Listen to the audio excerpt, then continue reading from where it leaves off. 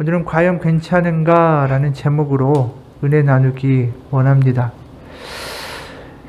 누군가 이 남편이라는 제목의 글을 썼어요. 거기에 보면 글이 이렇습니다. 집에 두고 오면 근심덩어리, 같이 나오면 짐덩어리, 밖에 내보내면 걱정덩어리, 마주 앉으면 왼수덩어리, 늦으면 궁금하고 옆에 있으면 답답하고 말 걸면 귀찮고 말 안 걸면 기분 나쁘고 누워있으면 나가라 하고 싶고 나가 있으면 신경 쓰이고 늦게 들어오면 열받고 일찍 들어오면 괜히 불편하고 아주 이상하고 무척 미스터리한 존재, 그게 바로 남편.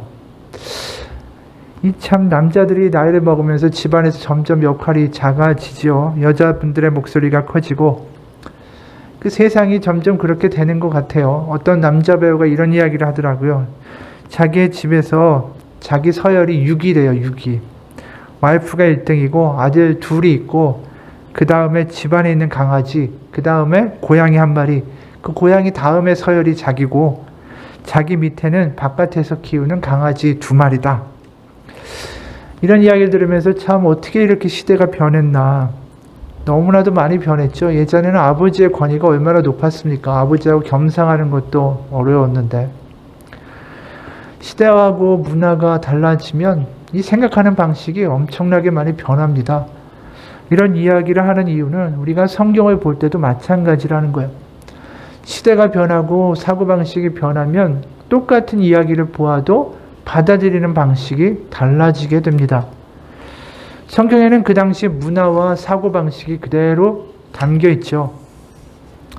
특히 비유는 더 그렇습니다. 오늘 우리가 비유를 보게 되면 이스라엘의 농사하는 모습이 등장하죠.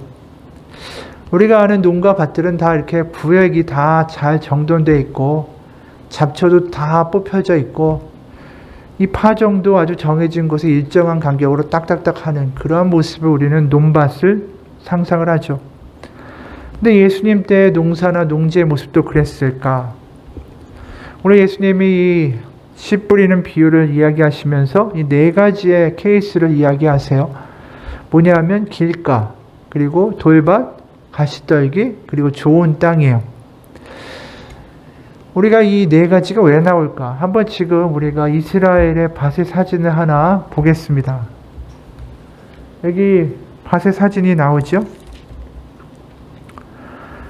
여기 보면은 밭에 이 돌들이 있어요. 돌들이 있고 주변에는 또 무슨 덤불 같은 게 있고 또 길도 나 있고, 이게 참 보면은 이게 정상적인 밭의 모습인가 라고 생각할 수 있을 정도로 좀 특이하게 생겼습니다. 그렇기 때문에 우리가 좀 여기서 봐야 되는데 이게 정상적인 밭의 모습이라는 거예요. 지금에도 4가지의 모습이 다 공존하는 거예요. 길도 있고요, 돌도 있고요, 가시떨기도 있고 좋은 땅도 다 같이 있는 게 그냥 지금 이스라엘의 밭의 모습이라는 거죠. 어떤 그 지역 전문가가 이런 이야기를 해요. 팔레스타인은 왜 돌짝이 있는 밭이어야 하는가? 바로 건기철의 수분의 공급원이기 때문입니다. 아침 저녁 일교차로 돌은 빨리 따뜻해지고 다시 밤에 차가워지면서 돌 위에 이슬이 맺히고 그것이 흘러서 토양에 수분을 공급해 줍니다. 거꾸로 말하면 4월부터 10월까지의 건기철에 이 돌들이 없다면 농사를 지을 수가 없습니다.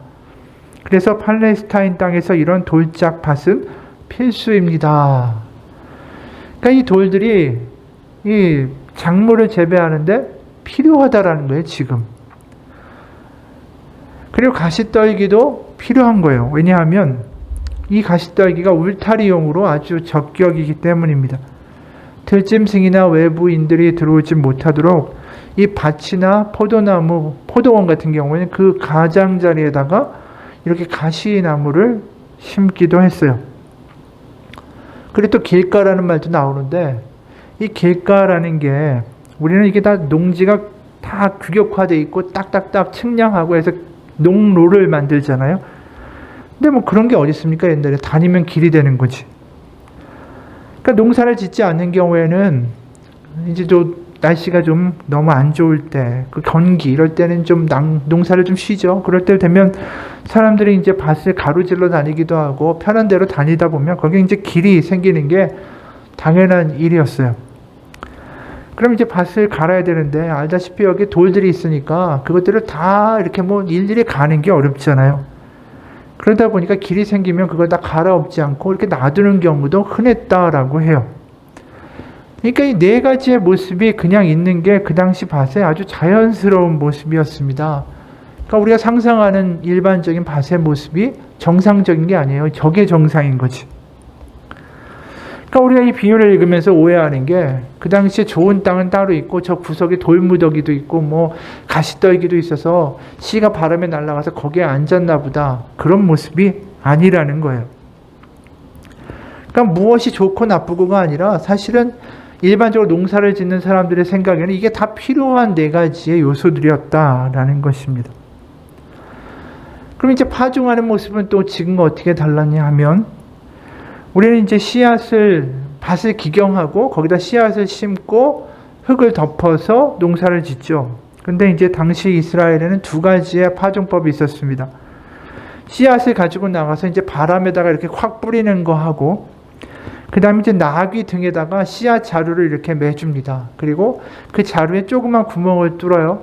그럼 나귀가 막 다니면서 그 씨앗들이 떨어지겠죠. 그러다 보니까 뭐 씨앗이 사방으로 떨어지는 거는 지극히 당연한 일이었습니다. 그러니까 이 농사법으로 보면 뭐 그냥 다 있는 일이에요. 당연히 하다 보면 이런 일이 벌어질 수밖에 없어요. 그리고 뭐 좋은 땅에는 30배, 60배, 100배 맺는다라고 이야기하는데, 이것도 뭐 예를 들어 우리가 옥수수 하나를 심으면 옥수수가 얼마나 많은 열매를 맺게 됩니까? 보리나 깨 같은 것도 심으면은 하나 심으면 굉장히 많이 나잖아요. 그러니까 사실 이 농사하는 사람들이 생각할 때 이 비유를 들으면 뭐 그 당시에 다 농사에 대한 거는 기본적으로 아니까, 그럼 농사 안 짓는 사람이 어디 있어요? 다. 그러니까 이 비유를 들으면서 이상하다고 생각하는 점이 하나도 없었습니다. 그러니까 하나님이 지금 예수님이 이 이야기를 하시면서 이 네 가지의 분류를 이야기하시고 이걸 가지고 너는 어디에 속해야 되고 무엇을 피해야 되고 뭐 이렇게 듣는 것 자체의 목표가, 비유의 목표가 있었다라는 게 아니에요. 그러니까 다시 이야기하면 이게 비유의 진정한 목적이라면 뭔가 이렇게 깨달음이 있고 뭔가 깨우치고 뭔가 충격을 받아야 되는데, 그 당시 농사꾼이라면 일반인이라면 다 알 수 있는 익숙한 장면을 예수님이 지금 비유로 말씀하고 계시다라는 거예요. 그러니까 이 씨 뿌리는 모습이 다시 말하면 너무나도 당연한 거기 때문에 그 당시 사람들한테 강렬한 인상이 오는 게 아니에요. 그냥 이렇게 씨 뿌리는데 그렇구나, 그렇지 뭐 다. 그리고 이 씨는 어디 좋은 땅에 떨어지고 바위에 떨어지고 가시떨기에 떨어지는데 뭐 이러이러한 경우다, 이렇게 얘기를 해주신 거예요. 그러니까 뭔가 임팩트가 비유를 딱 들으면 있어야 되는데 그게 그렇게 확 와닿는 이야기가 아닌 것처럼 느껴질 수 있다는 것이죠. 예를 들어서 누가복음 15장의 탕자의 비유를 보게 되면 거기에 아주 못된 자식이 나오잖아요. 아버지가 죽기도 전에 아버지 나 죽은 셈 칠 테니까 유산 달라고 하고 그거 받아가지고 타국에 가서 다 호랑방탕하게 써버리고 아주 못된 후레 자식이죠. 근데 그 자식이 다시 돌아오니까 아버지가 어떻게 합니까? 맨발로 달려나가서 그 자식을 안고 이 도로 찾은 내 아들이다라고 이야기하는 그 장면을 그 당시 사람들이 들을 때는 충격이에요. 왜냐하면 그렇게 하는, 우리도 생각해 보세요. 아니 어떤 자식이 아버지 죽은 셈 친다고 하고 유산 달라고 해서 나가서 그런 식으로 씁니까? 그리고 쓴다 하더라도 그 사람을 다시 아들로 받아주는 아버지가 얼마나 충격적인 이야기예요. 그러니까 그 정도는 돼야 사람들이 비유를 들으면서 그러고 나서 그 아버지가 하나님이다 이렇게 확 와닿잖아요. 그러니까 구약에도 보면 이런 비유들이 쓰이는 이유들이 많아요. 보면 가장 대표적인 게 우리가 선지자 나단이 다윗에게 말하는 장면이에요. 다윗의 부하장수 우리아가 있죠. 우리아의 아내 밧세바를 다윗이 범합니다. 이 왕이 된 사람이 남의 아내를 탐하지 말라는 십계명을 아주 정통으로 어긴 거죠. 그러고 나서는 이것을 덮어야 되잖아요.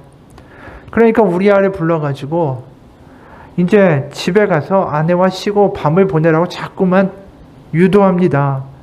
근데 이 우리아라는 장수가 너무 성실해서 내가 이 부하 동료들과 같이 그냥 노숙하겠다. 나는 집에 갈 수 없다. 그러면서 그 왕궁 앞에서 노숙을 해버리는 거예요.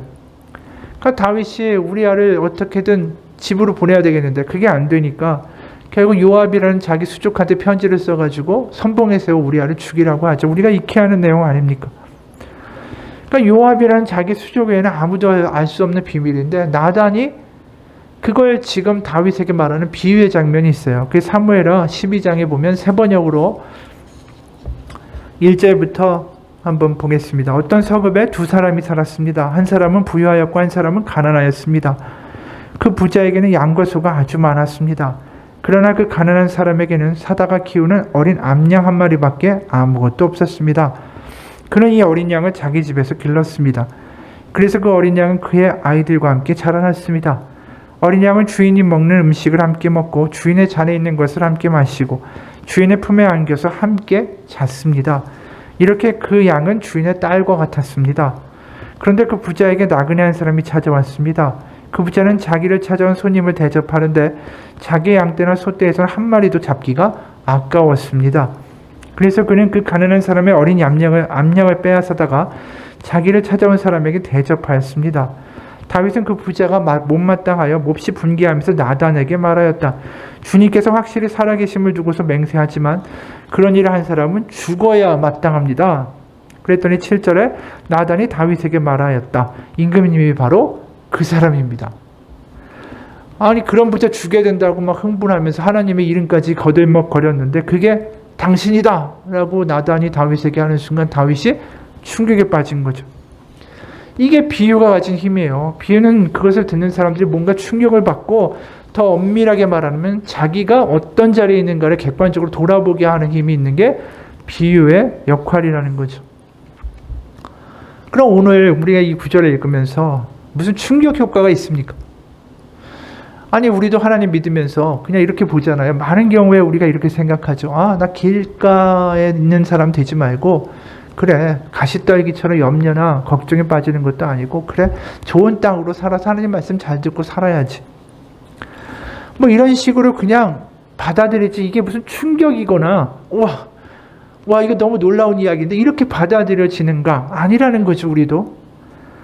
그럼 그 당시 사람들한테는 어떻겠어요? 이게 일상적인 씨 뿌리는 장면을 갖고 네 가지를 분류해서 그냥 당연하잖아요. 씨 뿌리면 당연히 좋은 땅에서 많은 수확을 거두는 건 그들이 늘 보던 일인데 농부들에게는 그냥 너무나도 당연한 당연지사 아니에요.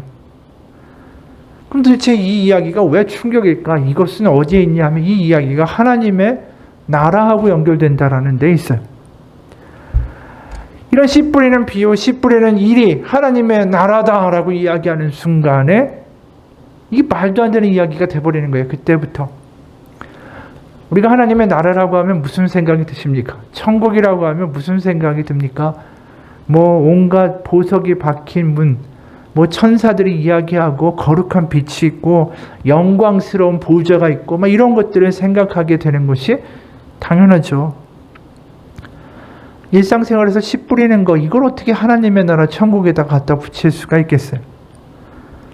하나님의 나라는 그런 농부들이 갖다가 막 이야기하고 언급하고 이게 하나님의 나라라고 이야기할 수 있는 그런 수준의 단어가 아니에요. 고귀한 단어죠. 그걸 어떻게 씨 뿌리는 것 따위에다가 비교를 하겠어요? 실제로 우리가 마가복음 4장 오늘 읽은 본문의 아래를 보면 이렇게 얘기하세요. 마가복음 4장 30절 31절 또 이르시되 우리가 하나님의 나라를 어떻게 비교하며 또 비유로 나타낼까? 겨자씨 한 알과 같으니. 이것도 충격적인 이야기예요. 그 당시에 그냥 별 볼품도 없고 길가에 마구 자라는 겨자풀이라는 풀이 있어요. 그 겨자풀의 씨, 그게 하나님의 나라다. 이게 우리 현대적인 어떤 비유를 보면 우리가 민들레 같은 거 막 자라잖아요. 들에. 하나님의 나라는 저 길가에 막 자라는 민들레다. 이런 얘기를 들으면 사람들이 뭔 소리야 할 거야 아마. 그리고 말도 안 된다. 이게 어떻게 하나님의 나라를 거기다 갖다 붙일 수 있냐라고 이야기하는 게 당연한 이야기예요. 그게 지금 예수님이 말씀하시는 방식이에요. 천지를 창조하시고 모든 것을 운행하시는 하나님, 바로 그분의 나라가 그런 것이다. 마태복음에는 더 심하게도 이야기하세요. 마태복음 13장 33절이에요. 또 비유로 말씀하시되 천국이 바로 하나님의 나라죠. 천국은 마치 여자가 가루서 말 속에 갖다 넣어 가루서 말 속에다 갖다 넣어 전부 부풀게 한 누룩과 같으니라. 하나님의 나라를 누룩이래요. 누룩.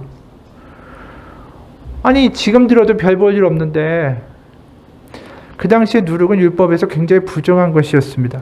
지금도 유월절 절기가 되면 원래 그 유월절이 출애굽을 기념하는 절기잖아요. 급히 빵을 구워 먹어야 되기 때문에 발효하지 않은, 누룩을 넣지 않은 그 아주 납작한 빵을 먹는 게 지금 이스라엘의 전통이에요. 그런데 그 누룩이 율법적으로 부정한 것이다라는 그 언급 때문에 지금도 유월절이 되면 온 이스라엘의 집들마다 청소하느냐고 정신이 없어요.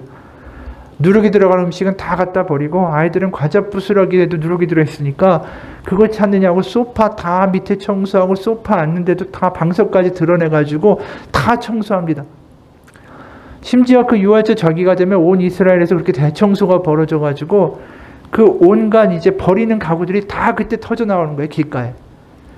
그러니까 지금도 그런데 그 당시 예수님 율법이 너무나도 엄격하게 요구되던 시대에 누룩이다라고 하면 끔찍한 거죠. 그 누룩에다가 하나님의 나라를 갖다 붙이는 거예요. 한마디로 말하면 하나님의 나라를 쓰레기에다 갖다 붙이는 거예요. 그러니까 예수님이 하시는 천국에 대한 이야기가 그 당시엔 너무나도 충격적인 이야기라는 거죠. 그걸 지금 우리가 못 느끼고 있는 것 뿐이지. 그러면 왜 예수님이 하나님의 나라는 이 엄청난 단어를 정말 말도 안 되는 데다가 갖다 다 붙이고 계신 거예요, 지금. 왜 그런 일을 하실까? 우리가 하나님의 나라에 대해서 다시 한번 생각하고 하나님에 대하여 뭔가 충격과 자극을 받을 필요가 있다라는 거죠. 그 당시 사람들이.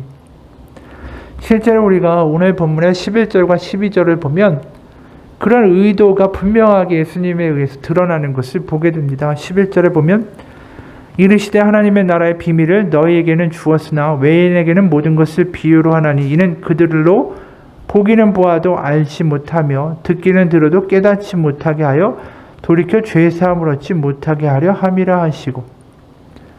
지금 이 말도 사실은 이해가 안 가죠. 이 지금 비유로 말씀하시는 이유가 들어도 듣지 못하고 보아도 보지 못하게 해서 죄사함을 얻지 못하게 하려 하시는 것이다. 예수님은 한 영혼이라도 불쌍히 여기사 구원하시려고 하셔야 하는 게 아니냐. 상한 갈 때도 꺾지 않으신다라고 하신 예수님이 이거 말하시는 거 좀 말이 되지 않는가? 우리가 그렇게 생각할 수 있는 게 마땅하죠. 어떻게 못 알아듣는 게 목적이다라고 말씀하실까? 이 말씀의 이유는 우리가 이사야, 원래 이 이사야 6장의 말씀을 인용하신 거예요. 이사야 6장을 보게 되면 거기서 하나님을 이사야가 처음 만나 뵙게 됩니다. 이 거룩하시고 위대하신 하나님을 만나니까 이사야가 완전히 압도돼요. 그래서 첫 번째로 어떤 반응을 하냐면 와, 재앙이 나에게 닥치겠구나. 이제 나는 죽게 되었다. 나는 입술이 부정한 사람인데 내가 입술이 부정한 백성 가운데 살고 있는데 왕이신 만군의 주님을 뵙게 되다니, 이러면서 자신이 충격을 받아요. 그러면서 이제 하나님과의 대화 가운데 하나님 저를 써주십시오. 저를 보내주십시오. 라고 하나님께 기도하니까 하나님이 이사야를 보내시면서 이것을 하라라고 말씀하셔요. 그게 이사야 6장 9절에 이렇게 나옵니다. 그러자 주님께서 말씀하셨다. 너는 가서 이 백성들에게 너희가 듣기는 늘 들어라. 그러나 깨닫지는 못한다. 너희가 보기는 늘 보아라. 그러나 알지는 못한다라고 일러라. 너는 이 백성의 마음을 둔하게 하여라. 그 귀가 막히고 그 눈이 감기게 하여라. 그리하여 그들이 볼 수 없고 들을 수도 없고 곧 마음으로 깨달을 수 없게 하여라. 그들이 보고 깨달았다가는 내게로 돌이켜서 고침을 받을까 걱정이다. 이것도 지금 굉장히 황당한 이야기가 나오는 거죠. 하나님이 그들이 깨닫고 돌이키지 않기를 바라신다. 지금 이 이야기가 뭘까요? 그건 하나님의 한탄이고 반어적인 표현이에요. 다시 말하면 지금 아무리 이야기를 해도 이스라엘 백성들이 들을 수 있는 상황이 아니다라는 거예요. 지금. 그러니까 가서 너희가 이사야야 네가 외치고 한다 할지라도 그들이 듣지 않을 것 같다. 그 이야기를 하시는 거예요. 실제로 하나님이 그래서 포기하셨을까? 아니에요. 이사야는 심지어 회개하라, 돌이켜라 이렇게 말만 한 게 아닙니다. 이사야 20장을 보게 되면 이사야가 이런 짓까지 해요. 무슨 짓 하냐면 3년 동안을 나체로 다녀요. 홀라당 벗고. 이사야 20장 2절 보면 이사야에게 말씀하여 이르시되 갈지어다 내 허리에서 배를 끄르고 내 발에서 신을 벗을지니라 하시매 그가 그대로 하여 벗은 몸과 벗은 발로 다니니라. 이게 3년 동안 그런 거예요. 왜 그럴까요? 백성들이 웬간해가지고는 충격을 받지 않는 거예요. 마음에 뭔가 걸리거나 마음에 뭔가 확 들어오는 뭔가를 느끼지를 못하는 거예요. 멸망의 메시지, 회개의 메시지 아무리 해도 하나도 안 듣는 겁니다. 이사야보다 후대의 선지자 에스겔이라는 사람이 있는데 에스겔 선지자의 그 에스겔서의 4장을 보게 되면 거기 또 하나님이 어떠한 일을 시키시냐 하면 사람의 똥, 인분에다가 떡을 구워 먹으라고 시키세요.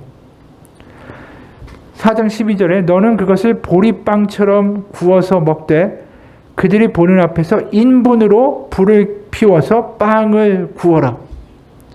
이게 얼마나 끔찍한 일이에요. 이 에스겔은 제사장 출신이에요. 그 사람이 사람 인분에다가 떡을 구워서 그걸 먹으라고 지금 그것도 사람들이 다 보는 앞에서 그거 하라고 지금 하나님이 시키시는 거예요. 왜 그럴까요? 지금 사람들이 충격을 받아야 되는데 듣질 않는 거예요. 들리지도 않고. 그러니까 사람들이 왜 이 지경까지 됐을까? 그들이 제사를 안 지냈을까요? 아니에요. 제사 드리고 성전도 있었고 절기도 지키고 안식일도 하고 다 했어요. 그런데 왜 이들이 충격을 받지 못하는 장님이 되고 기모거리가 됐을까? 그 이유가 예레미야 6장에 나와 있어요.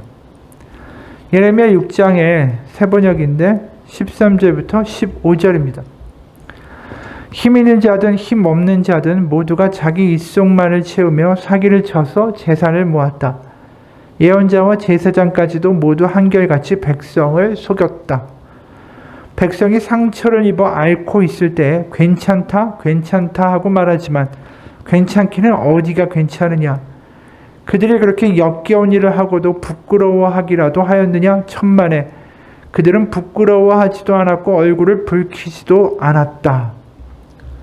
그들이 제사장과 예언자들에게 들었던 말, 주변에서 들었던 이야기들의 공통된 요지는 뭐냐면 괜찮다라는 말이에요. 괜찮다.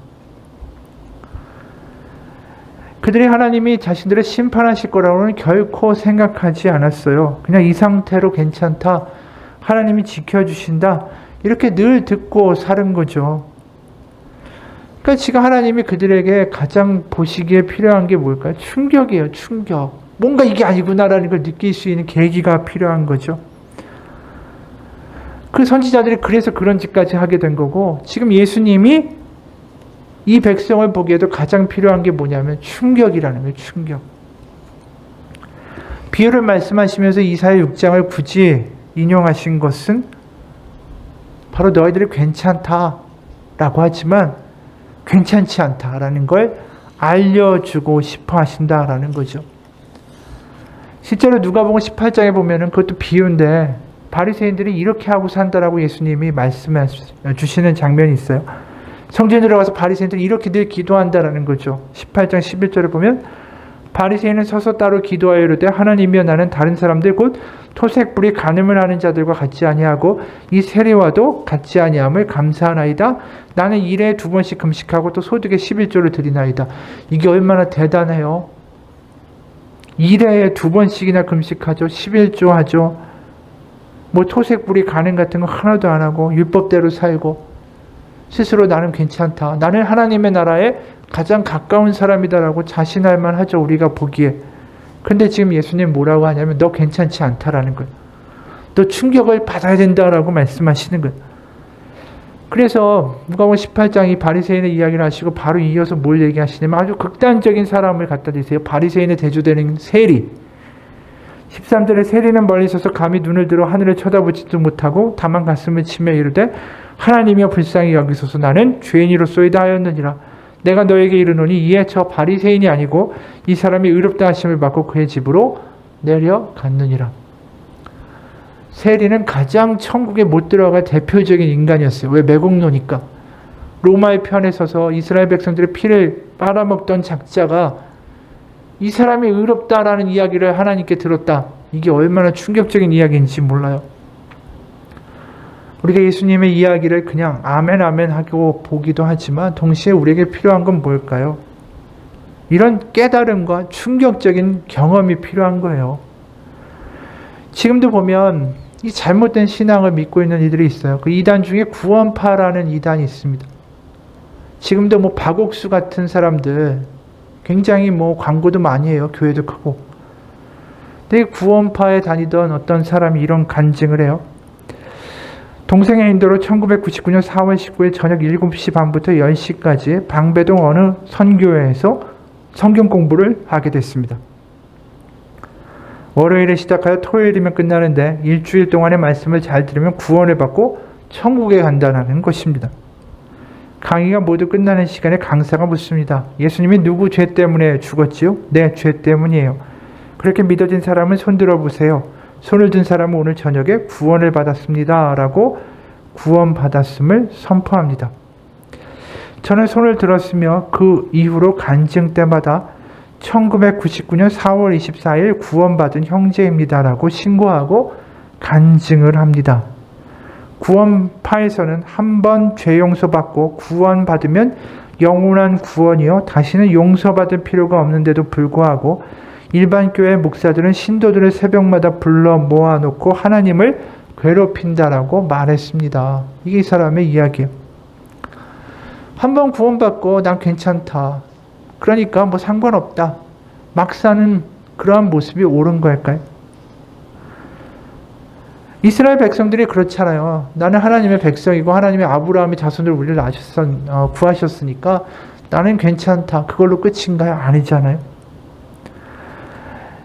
신앙에서 뭔가 우리가 느껴지는 게 있고 감격이 있고 때로는 회개가 있고 눈물이 있고 뭔가 확 와닿는 게 없다면 문제인 거예요. 사실은.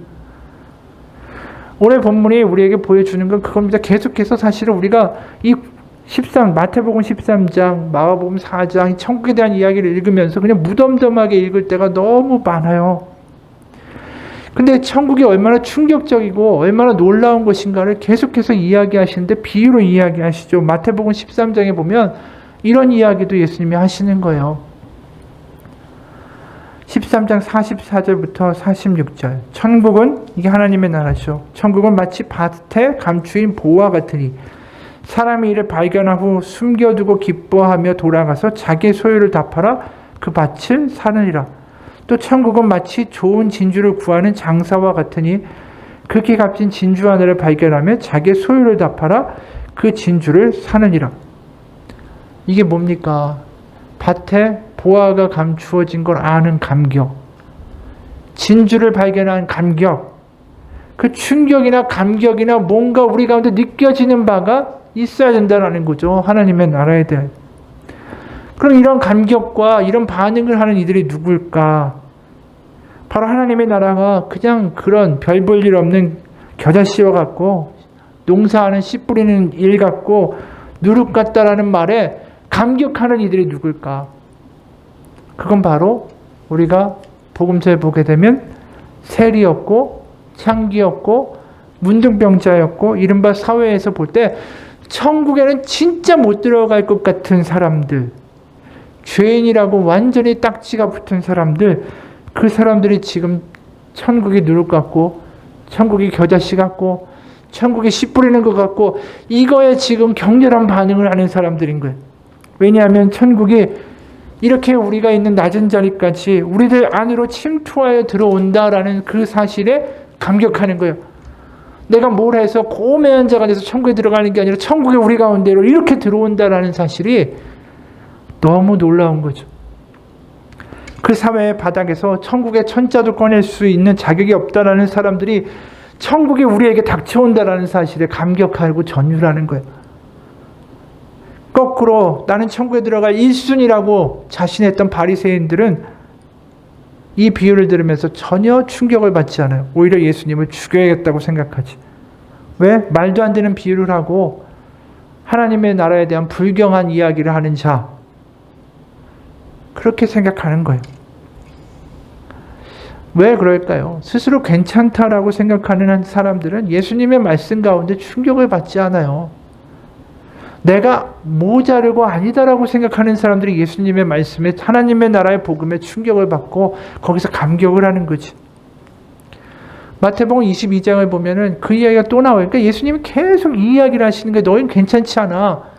천국이 닥쳐오고 있어. 그게 보이지 않니? 마태복음 22장의 2절부터 5절 보면 이런 말씀을 또 하세요. 천국은 마치 자기 아들을 위하여 혼인잔치를 베푼 어느 임금과 같으니, 천국이 어떤 잔치와 같다라는 거예요. 하나님의 나라가.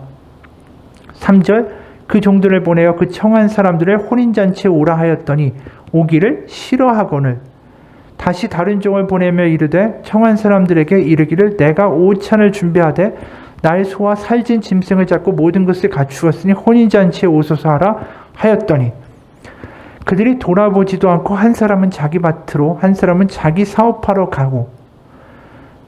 이게 얼마나 끔찍한 이야기예요. 하나님의 나라가 닥쳐왔다, 들어왔다, 너희들 가운데로 임하고 있다라고 하는데 힘들어한 거예요. 하나님의 나라가. 자기들이 생각하는 하나님의 나라가 그렇게 시시한 것이 아니다라는 거죠. 그러니까 어떤 감흥이나 기쁨이나 충격으로 아무리 예수님이 이야기하셔도 와닿지가 않는 겁니다. 그러니까 뭐 사업하러 가고 밭갈러 가고 그러는 거죠. 오늘 본문도 우리에게 똑같이 이야기해요. 우리가 복음서를 읽으면서 우리가 이런 감격이나 충격이 좀 있어야 돼. 우리가 교회를 다니고 예배를 드리면서 나는 괜찮아 라고 생각하면서 살아갈 때가 있지 않습니까? 마음에 느껴지는 거 없이 그냥 교회를 다닌다. 그럼 예수님 우리에게 무슨 말씀을 하실까요? 우리한테도 그런 말씀 하실지도 몰라요. 너도 충격 좀 받아야 된다고. 마태복음 11장에 이런 이야기 하시죠. 17절. 이르되 우리가 너희를 향하여 피리를 불어도 너희가 춤추지 않고 우리가 슬피 울어도 너희가 가슴을 치지 아니하였다 함과 같으니라. 반응이 없는 거예요. 반응이. 피리를 불어도 춤을 안 추고 울어도 아무 무감각인 거예요. 하나님의 나라와 천국의 복음이 과연 우리에게는 어떻게 받아들여지십니까? 이 복음이 나에겐 파격이고 놀라운 소식이고 이게 기쁨의 소식인가? 아니면 그냥 늘 듣던 그런 이야기인가? 결국 예수님이 이 모든 것을 요약하시면 이렇게 얘기하시죠. 마가복음 2장 17절에 보면 건강한 자에게는 의사가 쓸데없고 병든 자에게라야 쓸데있느니라. 나에는 의인을 부르러 온 것이 아니라 죄인을 부르러 왔노라. 결국 하나님의 나라를 경험하는 이들은 누굽니까? 스스로 나는 연약하고 하나님 내 힘으로 할 수 없고 하나님 저는 부족하고 저는 참 이기적인 사람이고 하나님 아니면 안 되는 사람입니다 라는 것을 고백하는 이들에게 닥쳐오는 놀라운 회복의 소식이 하나님의 나라예요. 내 스스로 망가지고 내 힘으로 안 된다라는 고백을 하는 그 사람에게 고칠 뿐인 의사가 있다라는 게 얼마나 기쁜 소식이에요. 아니 아무도 고칠 수 없다라는데 내가 정말 죽을 수밖에 없는 병에 걸렸다는데 고칠 수 있는 의사가 있다라는 말이 얼마나 희망적이고 기쁨으로 들리는 이야기입니까? 내가 정말 거룩하고 잘나서가 아니라 내가 못나고 아파서 나에게 오시는 분이 있다. 지금 내가 이 모습이라도 나에게 희망이 있는 건 바로 그분이 우리 가운데 오시기 때문이다. 하나님의 나라가 멀리 있는 게 아니라 우리 가운데 닥쳐 들어오기 때문에 우리에게 희망이 있다. 이런 나에게 하나님의 나라가 열린다. 이 초라한 삶에 그분의 임재와 그분의 능력과 전혀 하나님이 있을 것 같지 않은 그곳에 닥쳐 오신다.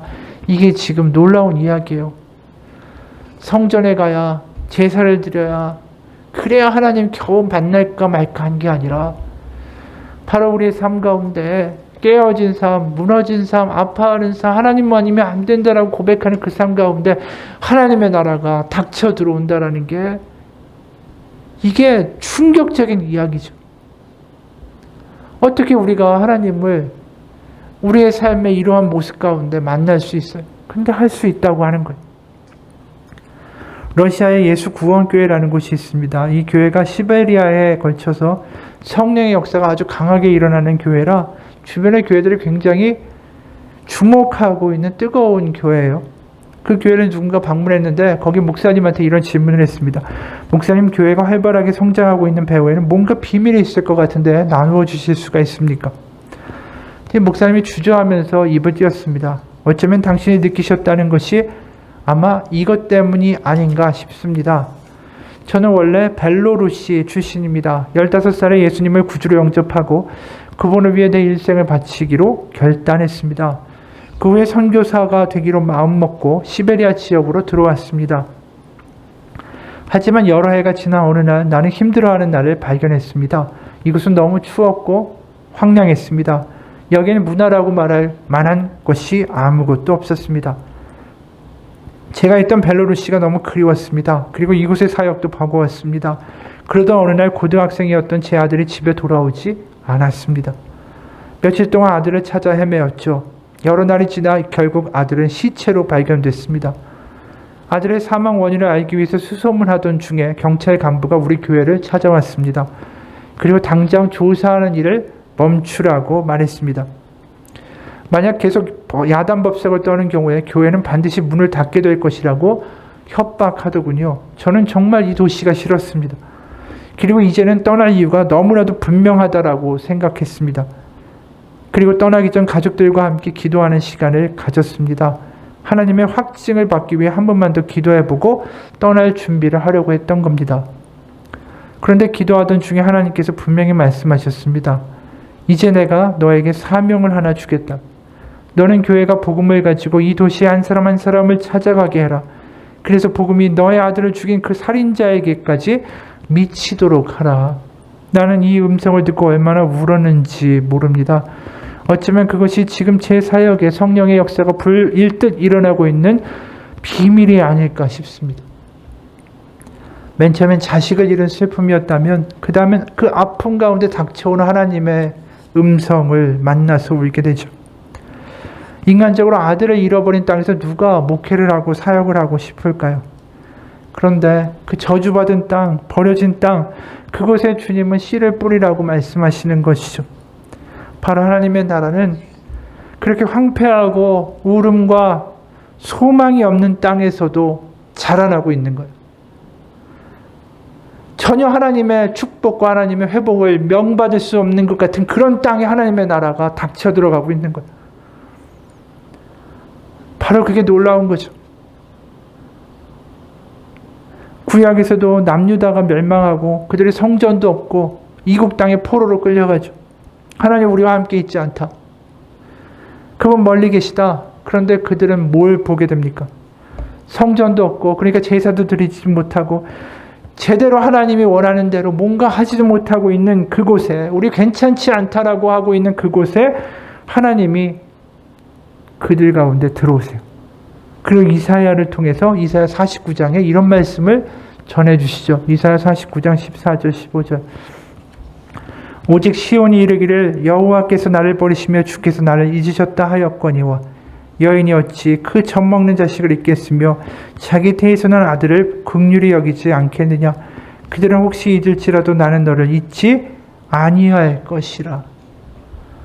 이제 그들이 자격이 없고 성전도 없고 예배도 제대로 못 드리고 엉망이 되어버린 그 가운데에 괜찮지 않다라고 생각할 수밖에 없는 그 상황 가운데 황량한 땅에 이방의 땅에 우상의 땅에 소망이 없는 땅에 하나님이 들어오셔서 하시는 말씀이 너희들 더 이상 제사를 드리고 예물을 바치고 그러지 않아도 내가 어찌 너를 잊겠으며 내 태에서 난 아들을 긍휼히 여기지 않겠느냐. 이게 하나님의 나라예요. 어느 목사님이 이런 간증을 해요. 너무나도 늦게 나와가지고 착하고 이뻐 보이던 중학교 3학년 딸이 밤중에 창문으로 집을 나가 담배 피는 거를 보게 됐습니다. 마음이 무너지는 거예요. 화가 나니까 회초리를 들고 막 때렸습니다. 근데 얼마 후 학교에서 다시 담배를 피다가 걸려가지고 연락이 왔어요. 급기야는 학교에서 같은 반 아이를 폭행해가지고 맞은 아이가 입원을 하고 경찰서에 고소까지 했습니다. 이 아버지 목사님이 한번 혼나봐야 되겠다. 그래서 학교에 가지도 않았더니 선생님이 찾아왔습니다. 경찰서에서 피해자하고 합의를 하고 고소를 취하해야 된다. 그래가지고 어쩔 수 없이 피해자를 찾아갔습니다. 피해자한테 사과하고 용서를 구했는데 고소를 취하하지 않는 겁니다. 그 학교에서도 얘는 구제불능이니까 전학하거나 퇴학시키는 것밖에 없다라고 이야기하는 거예요. 모두가 그 딸을 버리고 모두가 미워하고 모두가 손가락질하는 겁니다. 그런데 그 순간에 갑자기 딸이 너무나도 불쌍한 마음이 그 목사님 마음에 들었어요.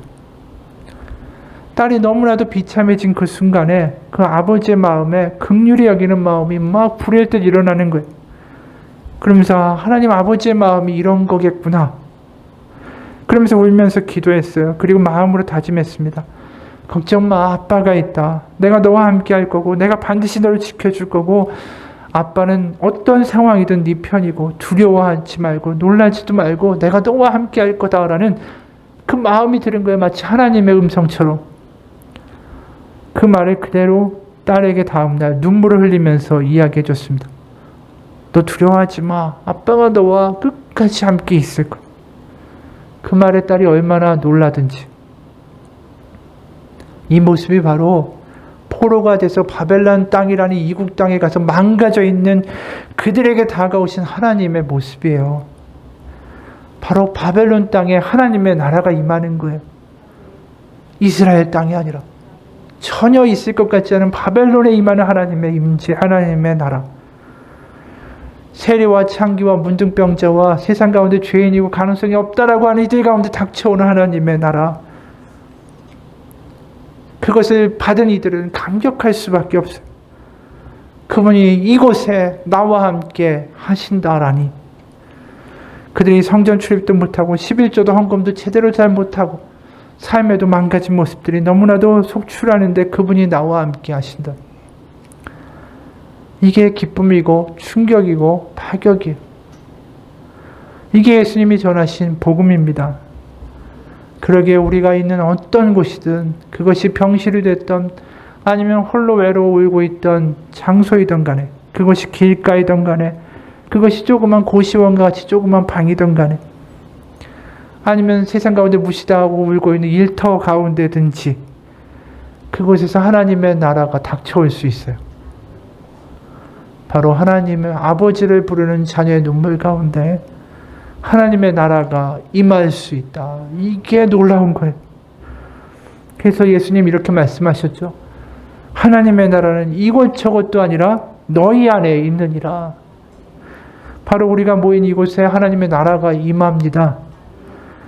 그곳에 생명과 소망과 회복이 있어요. 하나님은 이미 우리 가운데 하나님의 나라가 가까이 왔다라고 말씀하시고 그것이 느껴지고 경험할 수 있는 길을 우리 가운데 열어주셨습니다. 우리 가운데 그것을 느낄 수 있고 감격할 수 있고 경험할 수 있는 그러한 일들이 일어나기를 주님의 이름으로 축원합니다. 바로 눈물로 나의 딱딱한 마음을 녹이면서 그분 앞에 나아갈 때에 하나님의 나라가 우리 가운데 놀랍게 다가오고 있음을 경험하게 될 것입니다. 같이 기도하겠습니다. 하나님 아버지, 우리는 죽어서 천국 가는 사람들이 아닙니다. 하나님의 임재는 저 멀리 있고 우리는 이렇게 홀로 살아가는 떨어진 아이 고아가 아닙니다. 하나님의 나라는 우리의 삶에 순간순간 들어올 수 있는 것입니다. 하나님의 임재는 우리가 가장 아니라고 생각했던 그곳까지도 닥쳐오는 하나님의 위로고 하나님의 능력입니다. 하나님, 우리의 삶 가운데 하나님의 나라가 들어올 수 있다는 게 얼마나 감격인지 모르고 그것이 예수님이 말씀하시는 복음이고 약속이라는 사실에 우린 다시 한번 감격하기 원합니다. 하나님 멀리 있지 않습니다. 우리가 하나님을 찾고 하나님께 기도하고 하나님께 단언하며 하나님만 바라볼 때에 세리와 문둥병자와 창기와 장년과 귀머니들과 그 어떤 죄인이라고 부르던 그곳에 또 이스라엘 백성들이 갇혀있던 바벨론이라는 불모의 땅에 하나님의 임재가 임했습니다. 하나님, 우리 가운데도 그런 하나님의 나라가 경험되는 삶이 되게 도와주옵소서. 우리의 일터와 우리의 가정과 우리가 살아가는 그 땅과 우리가 때로는 하나님께 무릎 꿇고 기도하는 그곳에 하나님의 나라가 경험되는 놀라운 역사가 일어나게 하여 주옵소서. 살아계신 우리 주 예수 그리스도의 이름 받들어 기도합니다. 아멘. 우리 잠깐만 같이 기도하죠.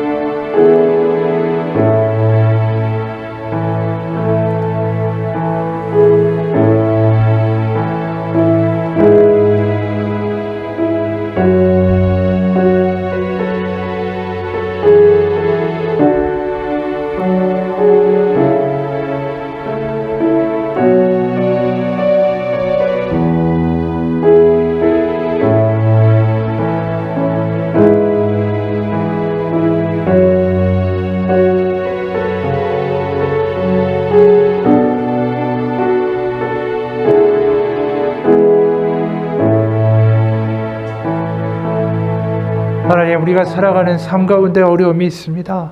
우리가 살아가는 일터 가운데도 경제적인 어려움과 때로는 낙담의 폭풍이 우리 가운데 다가옵니다. 하나님, 그곳에 우리가 서서 하나님께 기도합니다. 하나님, 이곳에 하나님의 나라가 임하게 하여 주옵소서. 우리의 무너져가는 가정 가운데 하나님의 나라가 임하여 달라고 기도하기 원합니다. 내가 어떻게 할 수 없는 자녀의 문제들과 배우자와 주변의 관계의 모든 문제들 가운데 엎드려 아버지 앞에 기도합니다. 하나님, 이곳에 하나님의 나라가 임하게 하여 주옵소서. 우리의 일터가 하나님의 나라가 임하게 하여 주옵소서. 우리가 가는 곳에 하나님의 나라가 임하게 하여 주옵소서. 간절하게 하나님의 나라를 구하는 이들마다 하나님의 나라가 닥쳐오는 놀라운 경험들을 하는 하나님의 약속이 이루어지는 삶이 경험되게 하여 주옵소서. 살아계신 우리 주 예수 그리스도의 이름 받들어 기도합니다. 아멘. 우리 다 같이 일어나서 아버지 당신의